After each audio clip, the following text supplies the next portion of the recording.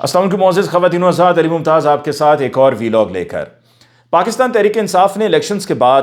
Pakistan Peoples party کے ساتھ مذاکرات یا کوئی بھی معاملات طے کرنے سے انکار اس وجہ سے کیا کہ یہ ان کا اصولی فیصلہ تھا، اور یہ فیصلہ اس وجہ سے تھا کہ پاکستان تحریک انصاف کا یہ کہنا کہ ہمارا جو بیانیہ تھا وہ یہی کہتا تھا کہ پیپلز پارٹی چور ہے، پی ایم ایل این چور ہے، جو 16 ماہ کی حکومت تھی بھانمتی کا کنبہ تھا، اور یہ جو مہنگائی ہوئی اس کے خلاف ہم نے ووٹ دیا، ہم نے اس ظلم کے خلاف ووٹ دیا جو کہ 2 سال سے ہم نے ہوتے ہوئے دیکھا، اور اس سب کے لیے ذمہ دار پی ایم ایل این اور پیپلز پارٹی ہے کیونکہ یہ دونوں حکومت میں تھے۔ تو جب ہمیں عوام نے مینڈیٹ ان کی مخالفت میں دیا ہے تو ہم اپنے سیاسی فائدے کے لیے کیسے ان سے بات کر سکتے ہیں؟ پاکستان پیپلز پارٹی اگر یہ کہتی ہے کہ ہم انتظار میں تھے کہ ہم سے رابطہ کیا جائے، پی ٹی آئی ہم سے آ کر بات کرے، تو پیپلز پارٹی نے تو اس سے پہلے ہی خود ایک ریپرزینٹیٹیو کے ذریعے اپنی رائے، اپنا موقف اور کیا پیپلز پارٹی چاہتی ہے، کیسے آگے پی ٹی آئی کو ملانا چاہ رہی ہے یا ملنا چاہ رہی ہے ساتھ، یہ تو پیپلز پارٹی پہلے ہی پہل کر کے بھجوا چکی تھی بات۔ اور کس کے ذریعے؟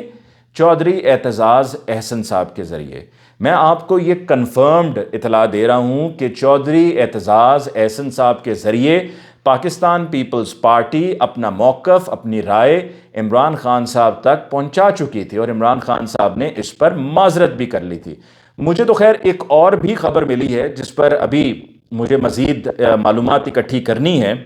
وہ خبر کیا ہے وہ میں شیئر کر لیتا ہوں، لیکن جیسا کہ میں کہہ رہا ہوں یہ بتاتے ہوئے کہ مجھے اس پر مزید معلومات اکٹھی کرنی ہے، اور اس کا ٹھوس مجھے شواہد چاہیے ہوں گے کہ کیا واقعی ایسا ہوا ہے یا نہیں ہوا ہے۔ اور وہ یہ ہے کہ جی 8 فروری الیکشن کی رات، یعنی کہ ووٹنگ ہو چکی تھی، ووٹ گنے جا رہے تھے، گنتی کا عمل جاری تھا، رزلٹس آنا شروع ہو گئے تھے،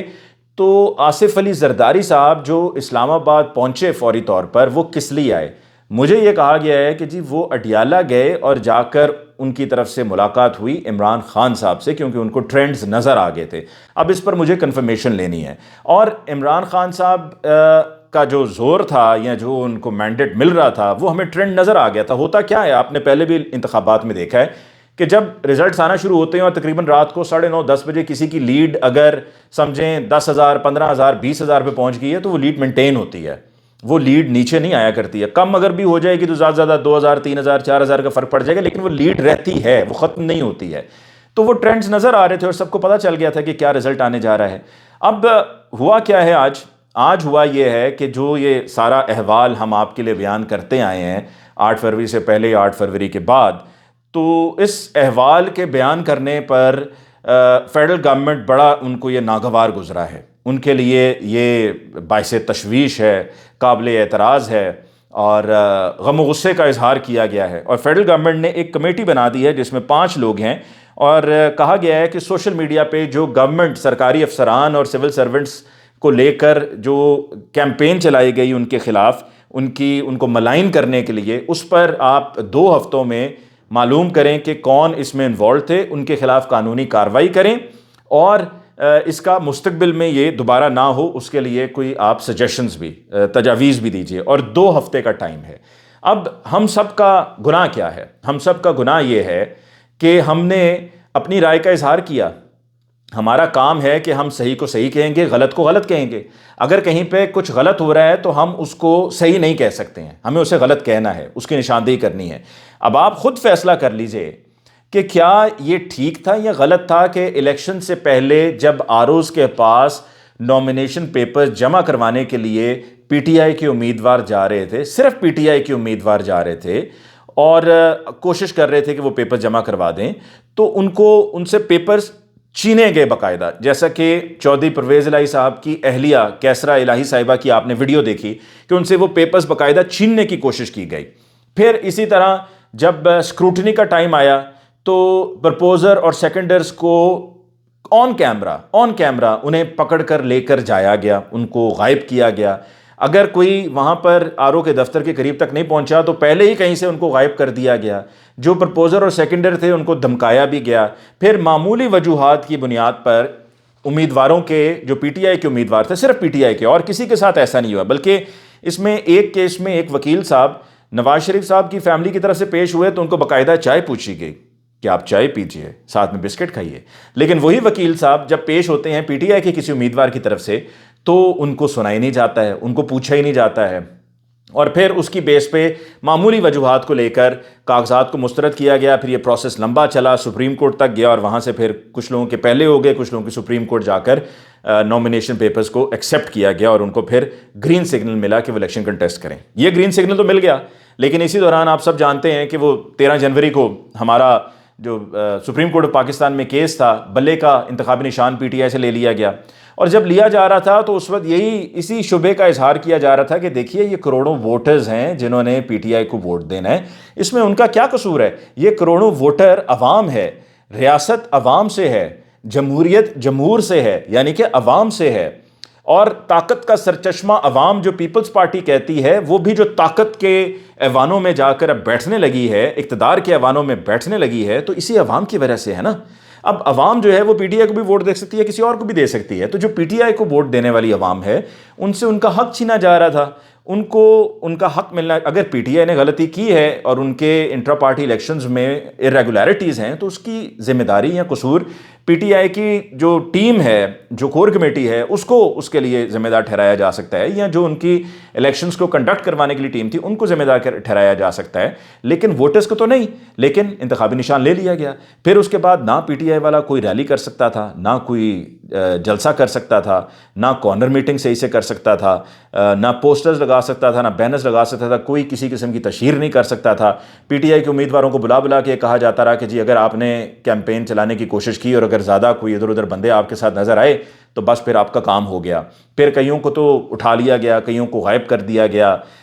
کئیوں سے دستبرداری کا اعلان کروایا گیا. کئی پی ٹی آئی کے ایسے امیدوار تھے جو کنٹیسٹ کر رہے تھے لیکن وہ روپوش تھے، وہ منظر عام پر آ ہی نہیں سکتے تھے. یہ سب ہم نے ہوتے ہوئے دیکھا، الیکشن کمیشن نے ہوتے ہوئے دیکھا. الیکشن کمیشن آف پاکستان تک یہ معاملات کو پہنچایا بھی گیا، لیکن الیکشن کمیشن آف پاکستان نے ان تمام معاملات کو سنا انسنا کر دیا. پھر اسی طرح ایک حلقے کے امیدوار کو اٹھایا گیا پی پی 35 سے، جو پی ٹی آئی کے حمایت یافتہ تھے، محمد یوسف صاحب، اور ان سے کسٹڈی میں دستبرداری کا بیان لیا گیا، جو کہ کہیں پر کسی کورٹ آف لاء میں سٹینڈ نہیں کرے گا، بیکاز وہ پولیس کی کسٹڈی میں دستبرداری ہو رہی تھی. اور وہ دستبرداری کا بیان اسی وجہ سے تھا کہ تاکہ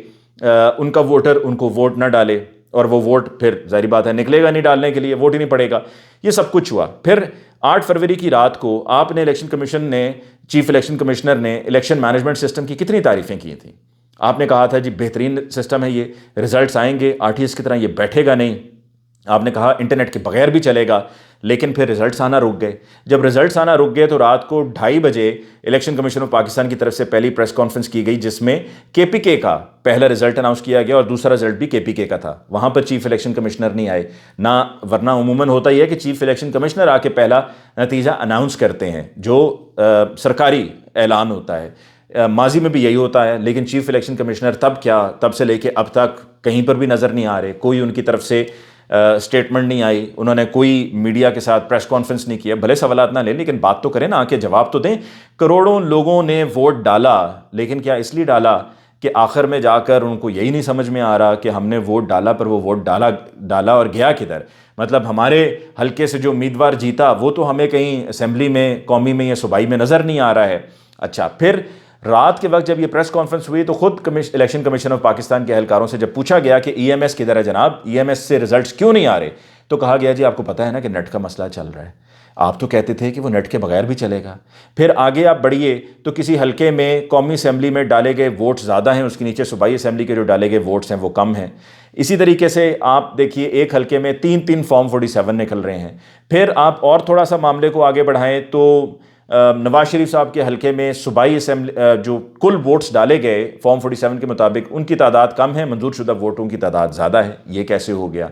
پھر کراچی میں بھی جو ہم نے دیکھا پولنگ والے دن جو بیلٹ باکسز اٹھا کے پھینکے گئے، جو وہاں پر بھی لوگوں کے ووٹوں پر ڈاکہ مارا گیا، وہ سب کیا تھا؟ اگر آپ کہتے ہیں کہ جی آپ کی یہ ہیر سے ہے، یہ ہیر سے نہیں، ایک سرکمسٹینشل ایویڈنس بھی کوئی چیز ہوتی ہے. ماضی میں جو اس کی ہسٹری ہے وہ ہسٹری بہت سی چیزوں کو واضح کر دیتی ہے، بتا دیتی ہے، کئی مرتبہ چیخ چیخ کر بتاتی ہے کہ آخر آن گراؤنڈ ہو کیا رہا ہے۔ اور بجائے اس کے کہ election commission of Pakistan independent inquiry کروائے، جوڈیشل انکوائری کروائے، جو لیاقت علی چٹھا صاحب نے سٹیٹمنٹ دی ہے اس پر الیکشن کمیشن آف پاکستان خود سے انکوائری کر رہا ہے۔ اور پھر آپ کہتے ہیں کہ جی ان آر اوز اور ڈی آر اوز جنہوں نے قوم کو مایوس کیا، جنہوں نے یہ کنفیوژن کریٹ کی، جن کی جمع تفریقی ٹھیک نہیں ہے، حساب بھی ٹھیک نہیں ہے، پھر یہ بھی بیوروکریسی سے تھے لیاقت علی چٹھا صاحب جن کی سٹیٹمنٹ منظر عام پر آئی، تو آپ کیا ایکسپیکٹ کرتے ہیں؟ پھر کوئی پولیس اہلکار ہوگا کہ اگر وہ جا کر چادر اور چار دیواری کا تقدس پامال کرے گا، اگر پرامن احتجاج کرنے والوں کو اٹھائے گا، ان پر ڈنڈے چلائے گا، ان سے ان کی جماعت کی، ان کی پسندیدہ جماعت کا جھنڈا چھینے گا، انہیں گالیاں دے گا، انہیں بغیرت کہے گا، اور خواتین کو بھی اٹھا کر اسی طرح گاڑیوں میں ڈالا جائے گا اس وجہ سے کہ وہ ان کے ہاتھ میں کوئی ڈنڈا نہیں ہے پر جھنڈا ہے، صرف ہاں ڈنڈے پر جھنڈا ہے پر وہ جھنڈا ہے، اور کسی کے ہاتھ میں تو وہ ڈنڈے پہ بھی جھنڈا نہیں ہے، وہ صرف ہاتھ میں جھنڈا ہے، آپ ان کو اٹھا کے گاڑیوں میں ڈال رہے ہیں، آپ معصوم بچوں کے سامنے ان کے والد کو گاڑی سے نکال کے ڈالے میں ڈالتے ہیں، قیدی وین میں ڈالتے ہیں، آپ اسی طریقے سے خواتین کو بھی جو ان کے ساتھ ہوتا رہا ہے وہ بھی پولیس کرتی رہی ہے۔ پھر پولیس کا یہ ایک اپروچ اور ان کا انداز کہ جی آپ بھلے ہماری ویڈیو بنا لیں، بھلے ہمارا نام لے لیں، ہمیں تو کوئی فرق نہیں پڑتا ہے۔ تو اب آپ اگر یہ کہتے ہیں کہ جی بیوروکریسی اور سول سرونٹس کے خلاف ایک کیمپین چلائی گئی ہے، دیکھیں جو نظر آئے گا کسی کو اس پر لوگ بولیں گے، لوگ اس پر گونگے اور بہرے بن کر نہیں رہ سکتے۔ آپ لاکھ پابندیاں لگا دیں،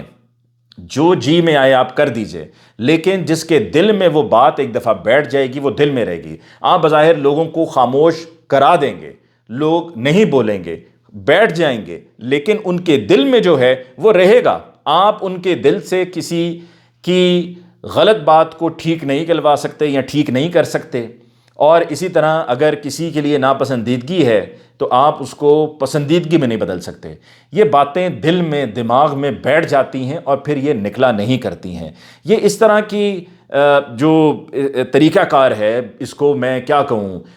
ہتھ کنڈے کہوں، کہ آپ ایک جے آئی ٹی بنا دیتے ہیں، اور جے آئی ٹی بنانے کا مقصد یہ ہے کہ لوگوں کو جو ہے وہ پنجابی میں کہتے ہیں ترانا، یعنی کہ آپ ان کو ڈرا دھمکا کر خاموش کر دیں گے کہ جی تاکہ ان کو لوگ کچھ بولے نہ، اور ان کو کہیں اوے انکوائری ہو رہی ہے، اوے پھڑے جائیں گے، چپ ہو جاؤ۔ یہ کوئی طریقہ کار نہیں ہے، اس سے کچھ حاصل نہیں ہوگا، یہ معاملہ اسی طریقے سے چلتا رہے گا۔ آپ کے سامنے بیٹھا ہوا میں بات کر رہا ہوں، میں اس بات پر مطمئن ہوں کہ جو غلط تھا میں نے غلط کو غلط کہا، اگر وہ صحیح ہوتا تو میں اسے ٹھیک کہتا، اگر جو ڈی آر اوز تھے اور آر اوز تھے اگر انہوں نے اپنا کام صحیح سے کیا ہوتا تو میں کہتا کہ انہوں نے کام ٹھیک سے کیا ہے۔ اور کچھ نہیں، مجھے اپنے حلقے کا پتہ ہے کہ میرے حلقے میں ایک پروونشل سیٹ پہ 11,000 ووٹوں کی لیڈ سے کینڈیڈیٹ جیتا ہوا، ایک اس کی جیت کو ہار میں بدلا گیا ہے۔ مجھے جب پتہ ہے تو میں کیا منہ پھیر لوں؟ کیا میں آنکھیں بند کر لوں؟ کیا میں بالکل ہی اس چیز کو سے لا تعلقی اختیار کر لوں؟ میں بھی ایک محب وطن پاکستانی ہوں، اگر کہیں پہ کوئی چیز غلط ہے تو میں اس پہ بولوں گا، صبح دوپہر شام بولوں گا، ڈنکے کی چوٹ پہ بولوں گا۔ اگر کوئی کارروائی کرنا چاہتا ہے تو بھلے کارروائی کر لے، اگر کارروائی سے مسئلہ حل ہوتا ہے تو آپ کروا لیں حل مسئلہ حل۔ کتنے لوگ ہیں، کس کس کو آپ خاموش کروائیں گے، کس کس سے آپ مرضی کے بیانات دلوائیں گے؟ دیکھیں جو خرابی ہے، جو جڑ ہے، جو مسئلہ ہے اس کو ایڈریس کیجئے، اس کو ٹھیک کرنے کی کوشش کیجئے، وہاں سے چیزیں بہتری کی طرف جائیں گی، نہ کہ یہ کہ آپ لوگوں کو دھمکا کر اگر خاموش کریں گے تو اس سے مسئلہ حل نہیں ہوگا۔ اس کے ساتھ ہی مجھے علی ممتاز کو دیجیے اجازت، اللہ نگہبان۔